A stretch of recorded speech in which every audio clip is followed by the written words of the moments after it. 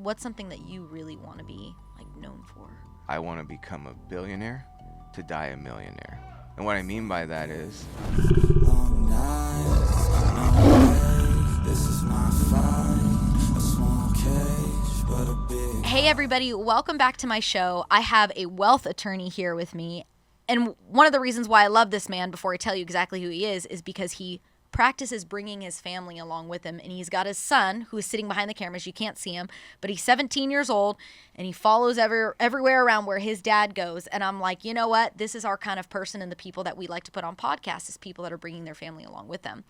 But I have Mr. Andre Pennington here, and he's local to Scottsdale, Arizona. I told him, I said, you're the darker version of Andy Elliott. Like, we need to get him some head care. Do you use anything for your head? I don't even know if that's you know a what? thing. I probably should. Yeah, I don't even know. Yeah, I wouldn't know because I have long hair. No, but you shave it every other day. That's all I do. Good. I guess it's working. But he's a great man, and we love him. And I've done a lot of research and investigation on you. And I love, I mean, I just found out today you have 6 kids? 6 kids. 6 kids. And I'm just like, oh my gosh, I love a man and a woman, somebody that are so selfless in life, that are like, I want to have a family. Like, that's not an easy task to do.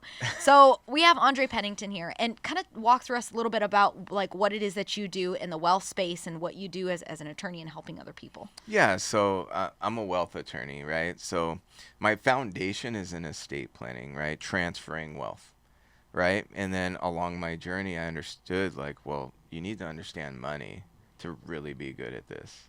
And then once you understand money, what's the next thing you got to know? Taxes, right? So what I've done is to me, it's all the same thing. Mm-hmm. Most people choose to stay in one lane and focus on that one thing. Sure. But I kind of remembered back when I studied for the bar, and I'm like, if I have the capability of knowing all that information, I can do all of this too. And for me, it's about making a holistic plan for somebody, regardless of what walk of life they're in, that will have a ripple effect to impact generations. Oh, that's powerful. And this is a question that I ask everybody that comes on the podcast, and I want to ask it to you too. Okay. And I don't like to really, I mean, I'll tell you what we'll talk about, because somebody's like, are we going to talk about sex on the podcast? I'm like, I don't even know where you came up with that, but I'm like, we're just going to talk about business, but sure. Right. So I just like to give you a general guide, but I do like to ask everybody, while people are going through podcasts and scanning through different things, there's a lot of people that follow me on social media and the Elliott Group, but why should people listen to this podcast? Why should people listen to you? To me, because I've done it. Like, I've done it. Like, I come from nothing. My law firm, it's an Inc. 5000 company. In fact, it's in the top 1,200 fastest growing companies in the country. I started with 2 slabs of wood and a $200 Walmart computer, and I built it into an empire, right? So that's why I actually know how to do it. I know what the mindset is. I know what it takes, and I repeat it constantly. Right? I'm type A plus, so everything was due yesterday and it was due perfect, and we got to get 1% better every day. Yeah. So that's literally what I live by. So if you want results, you got to do certain things, period. Yeah, it's funny that you say that. You're like the underdog, or like you're the person that's least likely to succeed, right? So I guess my question is like, how did that happen? Like, how did you fall into this industry, and what did that all look like? Like, why financial services instead of, something else? Yeah, so number one, let me give some backstory on it. I'm the one in my family that had to figure this out, right? So I don't come from this life. So I understood very early, this family you talked about, like, I have to make right decisions right now so that I can change my family's trajectory. So I started envisioning the family that I'm going to have and started acting from that point. Like, what kind of lifestyle do I want for them? You just talked about going to Disneyland, right? Like, yeah, for 2 days just because. Yeah, just because. Well, I think 2 weeks ago, that's what we did, because the kids had break and we wanted to go see. Oh, did you guys go to Disneyland? Yeah. So you just like, let's just up and go to Disneyland. Yeah. I mean, it's kind of like what you said. Life's about everything, right? You have to have, well, fitness, fun, finance, family. And I like to call it all fulfillment, right? So if the kids have break and we can't do anything, what kind of life is that, right? So for us, we just went and had a good time. I snuck away to keep building an empire. I got to be honest, but you keep it moving. That's really cool. And how many people's on your team currently right now? How On big is your team? man, it's hard to say because I have several different companies. But let's say we have about 1,500 people. And what has helped you be so successful to be able to move all these people? Because you have to embody something. You have to be a leader to show the way, to motivate and inspire people. So what is something that you've gathered? That's a lot of people. That's not like 50 people. That's 1,500 people. So what have you done to be so consistent at that? You just make impact, right? So when I came in the financial services industry, number one, I came in for the right reasons, right? Like, I had a client. She was 85 years old.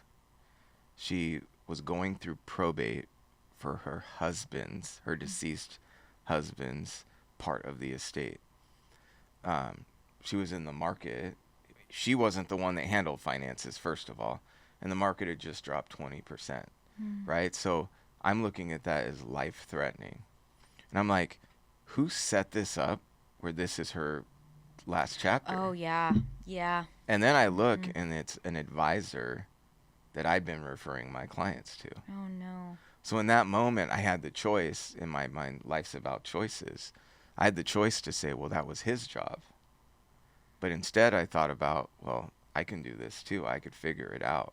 Like, I didn't lose a dime in that moment, right? So that's when I decided, well, if I'm going to learn it, I'm going to get all the licenses. So my why behind all of it is pure, right? Like, I watched my grandmother get dementia, the state take over, and take all her stuff. And I started looking at my family tree, and it's like, why did the Penningtons start over every generation, right? And what that I went through when I was a child, what could have been avoided by somebody setting us up properly? Like, money's not everything, but I know what it's like to be hungry as a little child. Like, not kind of hungry. Like, where's the next meal coming from?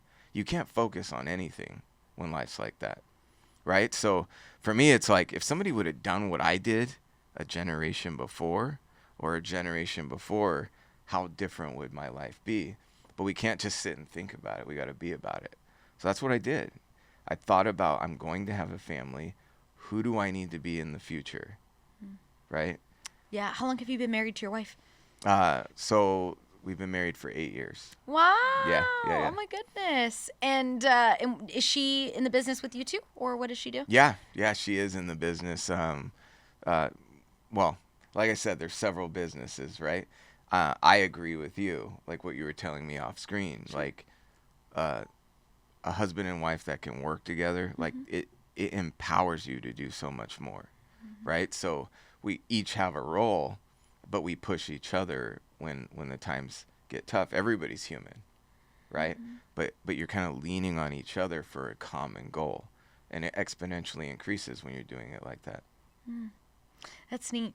Yeah, a lot of people, and I think that's just like is that an old viewing of, like, don't have your spouse in the business with you, don't mix personal and business thing? I feel like that is so old school, and some people still believe that. Like, I had a guy that sat here, and he has a window shade company, or like awnings, like he does shades. Yeah. His name is Robert Mulvin. I've heard that name. I've actually, I know who he is. You do? Yeah. Yeah, he's in Andy's Brotherhood, so he trains with nice. Andy at, like, the highest level of mentorship that you can get close to Andy. He's like Andy's best friend. And this guy is crazy. His story is incredible, and they just, their figures and what they're tracking and hitting to make. And he goes, I've owned my business for 20 years. We're the best in Arizona. And he goes, for the first time, we had one of our employees over at our house. And I'm like, oh my gosh, how? Like, a week ago? Like, and then it makes me think, like, imagine if you were practicing this 20 years ago when you first started your business. How further along things would be. Exactly. And one of his challenges, actually, he's bringing his whole company out here to train with us next week. But he said one of his challenges is he's like, and he admitted on the podcast, he goes, I got a lot of guys that do a lot of bad things. They're addicted to bad things.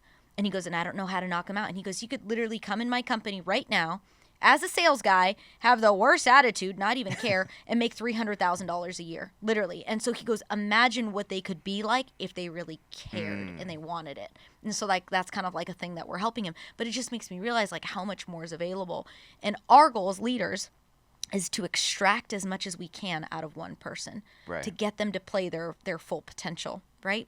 And so let's talk a little bit about like culture and how important culture is in a team too. So like, I love that your son's fired up. He's like itching on the edge of his seat right now. Like he wants to come in here and say something too, you know, in this podcast. So for me, that tells me if your son is like that, then your business is probably like that. So how have you created a great culture inside of your company? Obviously it has to be great or else 1,500 people wouldn't be with you. So what have you done to build great culture? I'm a reluctant leader. I think it's people that hunger for power or position, I think have a different leadership style. Mine's more like, well, I'm standing here, I guess it's me, right? But I was talking to one of my friends. I'll give you an example. And I'm like, yeah, I don't see myself as a leader. And he's like, well, you were an officer in the Air Force. You know, you lead a company. Like, sounds like for somebody who doesn't want to be a leader, you're kind of a leader, right? But for me, it's like, I just focus on what the next right thing is. And I lead by example. I think servant leadership is the highest form of leadership. You talked about Andy off camera, and you were like, he will outwork you. Well, I will too. Yeah. Right? Like, there's one way to win. And we don't get participation ribbons. We don't get, in business, there's no consolation trophy. You either win or you lose. Now, that doesn't mean that I feed into competition. I believe there's more than enough for everyone. Yeah. Right? But I'm going to do my piece. So I'm challenging everybody through action, right? Like, I believe this. I truly believe this. I'm the best at what I do. Yeah. And I prove it. And whenever there's a disagreement, I'm just going to be real. Whenever there's a disagreement on the team, in my mind, I'm like, I'm going to kick the shit out of you. Yeah. I'm literally going to prove why your opinion's irrelevant and we should be doing it my way. And then you'll fumble around a little bit, and then you're going to see me succeeding, and then you're going to ask for the instruction you could have just chosen in the beginning. The other part of it is making sure that all pieces fit. Like, if you don't care about people, nobody is going to follow you, right? I truly believe that. Like, when people understand that I truly care about their happiness, not whether they make me money, that they're happy. Yeah. Right? Yeah. So when they understand that, I can say the tough things. Like, you are failing yourself. You are failing your family by choosing to engage in this type of behavior, right? And it means something. But then I've got to embody those principles, right? So as a leader, I try to lead by example, but always extend down the ladder and give somebody the option to climb it. What are some successful ways that you find out works virtually? Because like there's a lot of companies that are out there like that do like marketing, for an example, right? They own a marketing business, and their team isn't all here in Scottsdale, Arizona. You know, it's an opportunity where you can work from home in Florida or in New York. So how do you keep that team like flowing, even though it's virtual and you don't get to see them every day, like your son? You know, how do you do that? Yeah, I mean, Zoom's a wonderful thing, right? Google Meets is a wonderful thing. You can have team meetings, but they've got to be structured, and it's got to be content and the spirit and energy that people want to connect to, right? So for me, I have to put a team around me because I'm who I am, and it's not going to change, right? Every day can't be you suck, get better, and I'm not going to say great job when you're done because you're meeting standards for winning. So I put a team around me that is at all different levels, right? So we have somebody who's more relationship. Oh, yes. Right? We have someone who's more like me, and then we have other people like, who am I to tell somebody like what you want isn't enough, right? Maybe somebody doesn't want to drive around a Lambo, right? Maybe somebody just wants to make $4,000 extra a month. Well, get them there. Right? So the idea is how we keep engaged is we have constant things to plug into that have material that helps their lives, right? And then we have leadership that people can connect to, right? Like, I always share my faults, right? I think through my vulnerability, people understand that, oh, that's a human being, and there's a way to overcome those things, right? And there's really no walk of life that I can't identify with, right? I know the struggle to make it, right? And it's putting a team of people that have done it, not pretend, not a script, like you've actually done it. Yeah. Right? So when I say, if you want to win, I have the proof that I've won. Right? Yeah, and you get what you attract. You get what Like, you attract. if you're that level, automatically people see that. Like, they're attracted to you and what you offer and what you provide. Yeah. So one thing we do is we empower the leaders where they're at. Leadership is an ever-growing thing. Right? I'm not done. I'm going to be a better leader next year. Right? But we have people at each stage. I think about, like, when I train jiu-jitsu, for instance. Yeah. Right? I love this. I love business and sports, by the way, because it's the same, you know? No difference. Yeah. Okay, talk about it. Yeah, so I was a white belt. I'm a brown belt now in Brazilian jiu-jitsu. But I was a white belt at one point in time. Did I learn better from the brown belts, or did I learn better from the blue belts? Right? So as a brown belt, I'm able to naturally do things because my body has muscle memory. It understands techniques, and I do the little unseen things that maybe I've forgotten that I do. But a blue belt was that's the next level up. Sure.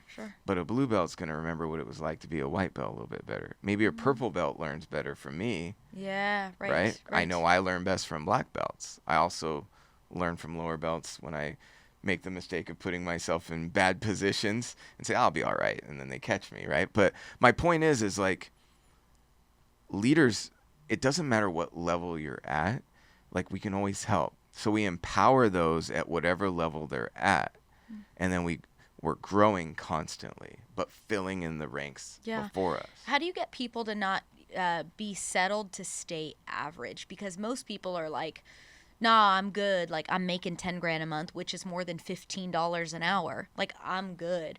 Right. You obviously don't live that way. No. So how do you teach other people, like, dude, don't stay average. Don't just settle at a 10 grand paycheck. Like, I want you to make $100,000 this month. Yeah. Like, getting people to think bigger. So how do you shake them up to realize that, you know, don't be average and don't just be like, hey, I'm good.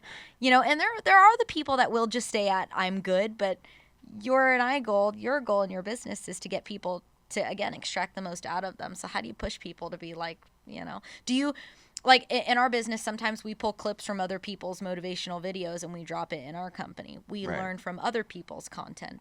Do you guys study A.L. Williams? I know Have you ever exactly studied who him? A.L. Williams Yeah, is. we study him like crazy. Andy and I bought like 50 books for the entire company. Yeah. And it's a standard in our company. We all have to read it by the end of 2024. Buy term and invest the rest. Yeah, like Our version is protect first, invest the rest. Oh, I love that. Yeah, we love his motto of, like, just, you know, how football coach-ish he is, you know, and, like, that's what we embody, and then we're just tossing the health in it on top of that. Yeah. You know, so, like, what's something that you do to get, All of it. your people, like, going instead of just staying good? I mean, here's the thing. You can try and invent the wheel if you want to. But there are people out there who have done it, and you pull the best from the best, and you embody it. Right? So how do I motivate people? I keep on freaking winning. Right? There's going to be a reaction to it. Right? So, and look, everybody's where they're at. They may want certain things. I pulled up in a green Lambo. And if I pull up next to you, you're going to have a feeling. Yeah. But here's the thing. I started from nothing, which means anybody can do it. Right? Like, I went to law school before it was possible for me to do it. And I worked hard at it, and I got there. And I didn't rest. I said, now I got to become an outstanding attorney. And then I did that. And then when I saw the failure in front of me of I could protect my clients, but I'm not, then I took the next step. So you win, but you embody the principles that don't forget where you came from. How did you get the funds to go to law school? I worked full time. Yeah, what did you pull like 3 different jobs? Because that's expensive. Law school, I got a business degree. I got a bachelor's degree in business. University of Hawaii, which is a little bit more expensive than a lot of other schools. But I can't even imagine like what your bill was. Did you pull tips on the side, or like So what did you do to? I got student loans. I worked. When I was in school, I worked graveyard shift 11 to 7 a.m. Then I would go to school during the day. Or I'd go to school at night, whatever, if I could control my schedule. But I grinded because I knew my family depended on me. Behind every action that I take, I think about who and what depends on me for my success, right? It's not an average thing I'm doing, right? This podcast is going to connect with somebody, right? And because the effort you put in, because the effort I put in our lives, we're here to sit. And now somebody's life's going to be changed because of it. I understand that in all my daily routines, right? So for me, I know what I look like because I remember how people treated me. Yeah. Right? Yep. So know that feeling. When I say something like, I understand I don't care about materialistic things. But what I understand is, what do I look like getting out of that vehicle, and what's it saying to the other people that look like me, that maybe haven't tapped into the inner beast inside, right? It's telling them it's possible, right? I don't say, hey, I'm the smartest guy in the world. I embrace, hey, it took me twice as long to figure it out. Once I got it, though, I was willing to become the best. Does that make sense? Oh yeah, you're my twin brother with no hair. So yes, I agree 100%. What's one of your favorite compliments that you like to get by somebody? My favorite compliment is, I had no idea you were an attorney. Oh, I had like no that. idea. Why is that one your favorite compliment? Because it shows that I've stayed the same. Like, I'm not trying to, I like being me, right? And it's my favorite compliment. When I started jiu-jitsu, at the time, I was the deputy director for the Air Force's trial advocacy program worldwide. I was a part-time judge here in Arizona, and I had my own law firm. It took 2.5 years before anybody knew it, and they just stumbled across it. I'm proud of that because I don't define myself as a human based on material things or accomplishments. I define myself as a human based on the impact and how I make others feel in the world. In the past 90 days, what is something that you have done to change somebody's life? I do that every day. So I ask my kids sometimes, hey, were you nice to somebody today? Did you do something kind? And it makes me think about it. I've devoted all of my life to service. In the last 90 days, I chose literally, if I coast, I'll make $25 million in 5 years. And if I have the courage to turn around and impact everyone else, other people will be telling that story about themselves instead of just me. Yeah. Right? That's powerful. So that's something I did in the last 90 days, literally a choice I made. I took on an industry giant and risked everything because I care about my people and the opportunities for them. I've given up my life in the service of everyone else. And as a consequence, I have symptoms that are bigger than things that I personally can create. That's cool.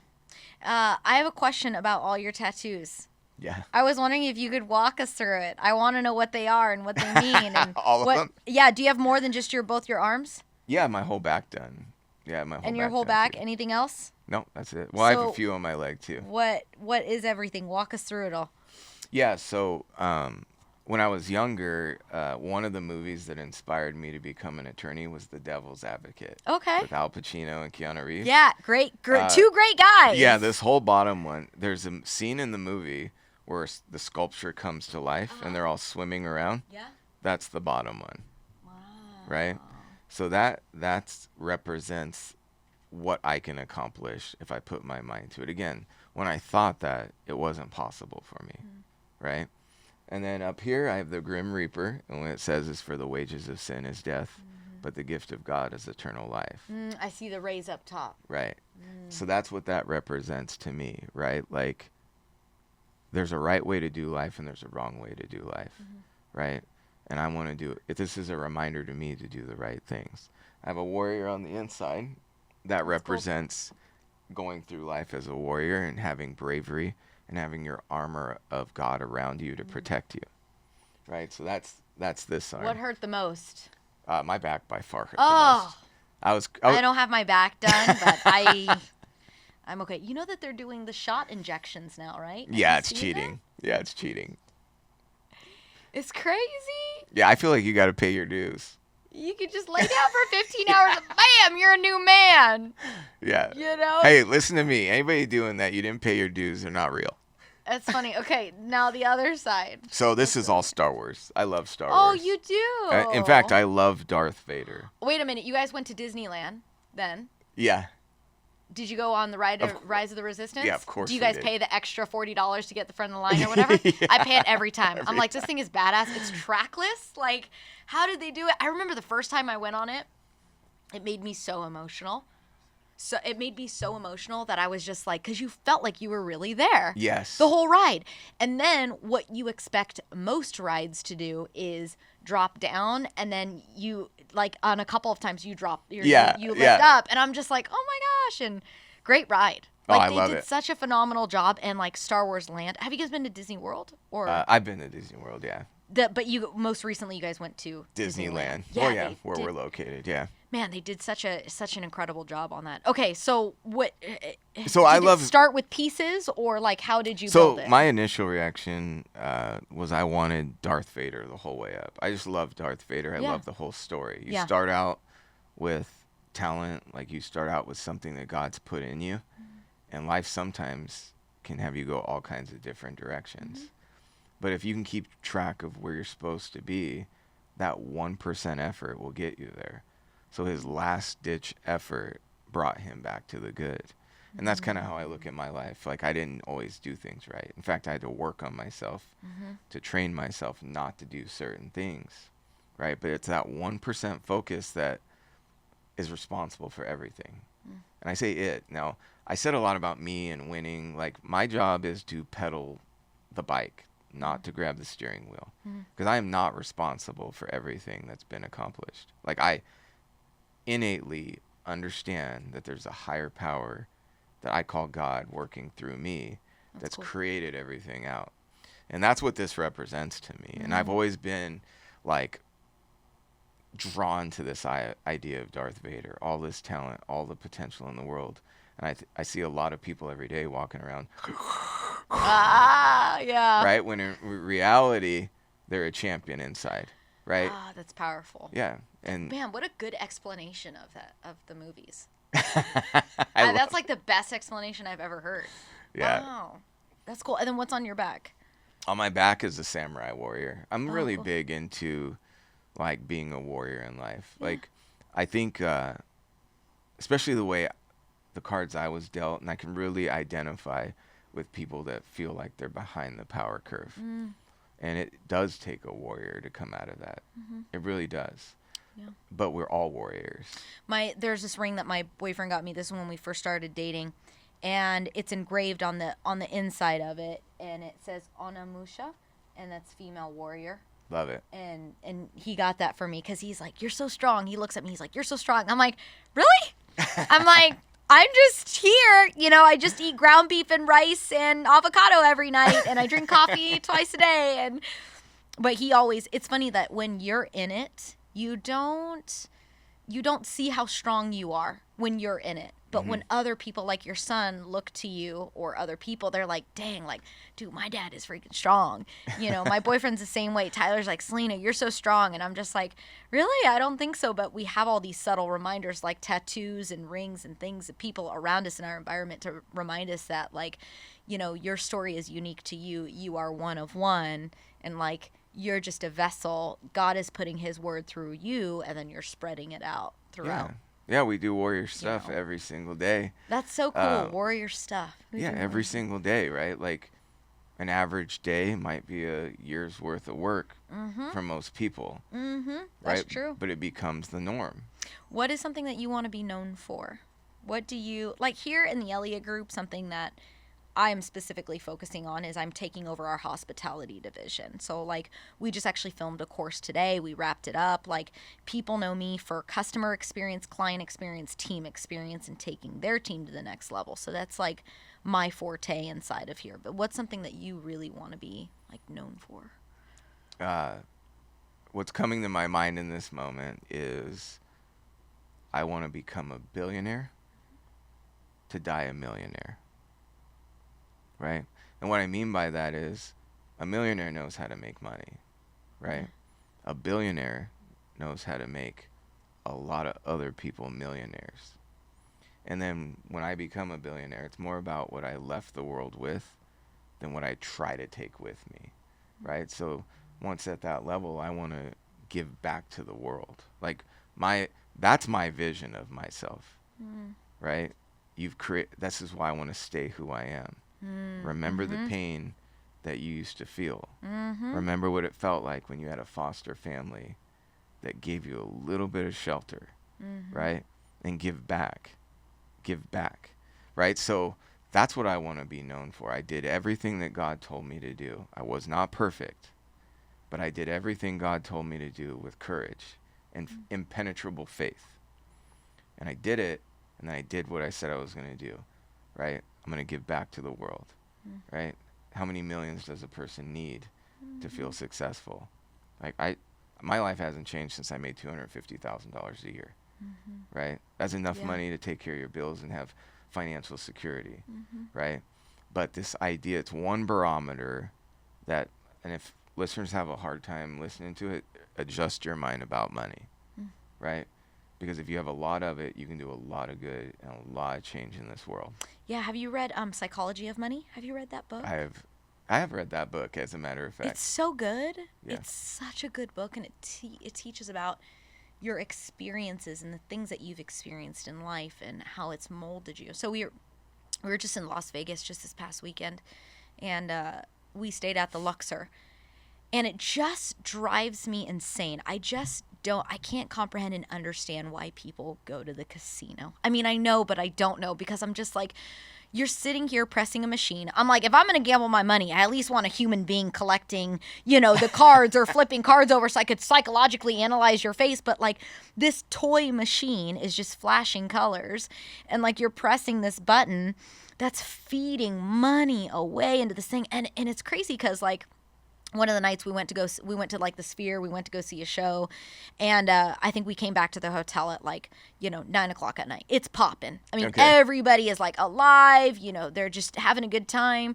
And then we go, and my boyfriend did a race at Lake Las Vegas. We're triathletes, so he was training for a triathlon, or he That's raced awesome. in a triathlon, and so we had to get up. I think the race time, the start was like gunshot goes off at 8 a.m., but the Lake Las Vegas was like 50 minutes away, including traffic. Plus, we got to drop his bike off, get checked in. He needed to get a chip. There's certain things. Right. So we had to get up at like 4:30 to leave the hotel at 5. Let me tell you, this place was popping like it was still 9 p.m. Right. And I'm like, oh my God, what is that? And like, they had like a 24-hour little like breakfast bar, or like, burgers and fries kind of joint there, like a little cafe inside. And I'm looking at these people, and they're just having a beer at 5 a.m. And I'm like, it's either one of two things. We all know that you didn't wake up at 5 o'clock or 4:30 to come here to the casino to have a bar and play. Or maybe it is, but probably you've been up since 9 o'clock at night, or here since midnight. Yeah. Feeding all the way that through until 5 o'clock in the morning. I just couldn't believe it. I'm just like... But it goes back to that book, is the Psychology of Money. It's like they probably grew up in an environment where we're around people that it's like it's okay to keep hitting that button, because you just may be the one out of a million that's going to win it. But it's like if you took all that effort and energy of gambling for 8 hours and you actually applied it into a business or got around other people that can teach you about money, like imagine how you could compress time frames and have that money plus all of it back within 2 years if you weren't gambling. But some people they don't know what they don't know, and they're addicted. And it's so sad. I looked at my boyfriend, and I'm like, I'd rather be suffering doing a triathlon, and training for this than suffering with our money going away. Like, it just makes me so sad. And Yeah, that's the real world. Yeah, I know for me, I had to change my mind around money. I had to actually change how I thought about it. Because where I came from, I thought only one kind of people had money, and I thought they did evil things to get it, Yeah. and that's what I grew up with.